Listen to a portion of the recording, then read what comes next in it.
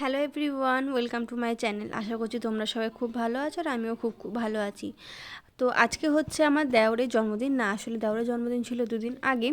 তো ভেবেছিলাম আজ যেহেতু দেওর আমার বাড়িতে ঘুরতে আসবে, মানে আমি যেহেতু এখন মায়ের বাড়িতে আছি, তো আমার বর মশাই আমার দেওর আমার মেয়ের সাথে দেখা করতে এসেছিল। তো ওর জন্মদিন যেহেতু দুদিন আগে পেরিয়ে গেছে আর কোনোরকম সেলিব্রেট আমিও অন্তত করতে পারিনি, তাই ভেবেছিলাম যখন আমার দেওর আমাদের বাড়িতে আসবে তখন ওকে কিছু করে খাওয়াবো। তার জন্যে সেই মতো গাজর কেটে নিয়েছিলাম, একটু একটু মটরশুঁটি।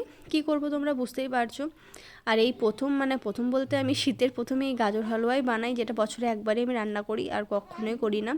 আর আগের বছর একবার বরমশাইকে করে খাইয়েছিলাম।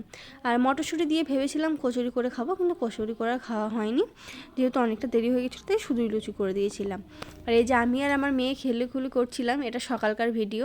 সকালে একটু মতো ক্লিপ নিয়ে রেখেছিলাম, ও কেমন আমার সাথে খেলছিল আর ওকে বলছিলাম তোর তোর কাকাইয়ের আজকে জন্মদিন, তো খিলখিল করে হাসছিল, সেটাই দেখো।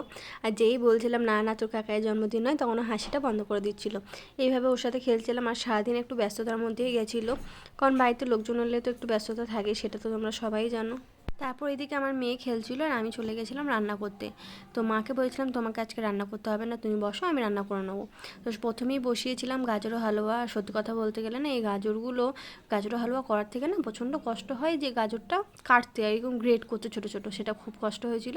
যাই হোক, সব রান্না বলতে আমি একা করিনি, আমার আর বরমেশাই দুজন মিলেই করেছিলাম। ও না থাকলে হয়তো আমি কোনো রান্না ঠিকঠাক করতে পারি না। ওর কাছ থেকে আমার একটু একটু করে রান্না শেখা, সবাই বলে মায়ের কাছ থেকে, বাট আমি বরের কাছ থেকেই শিখেছি। মায়ের কাছ থেকেও শিখেছি, বাট বরের কাছ থেকে বেশি শেখা হয়, কারণ ও বেশি আগ্রহ দিয়ে শেখায়।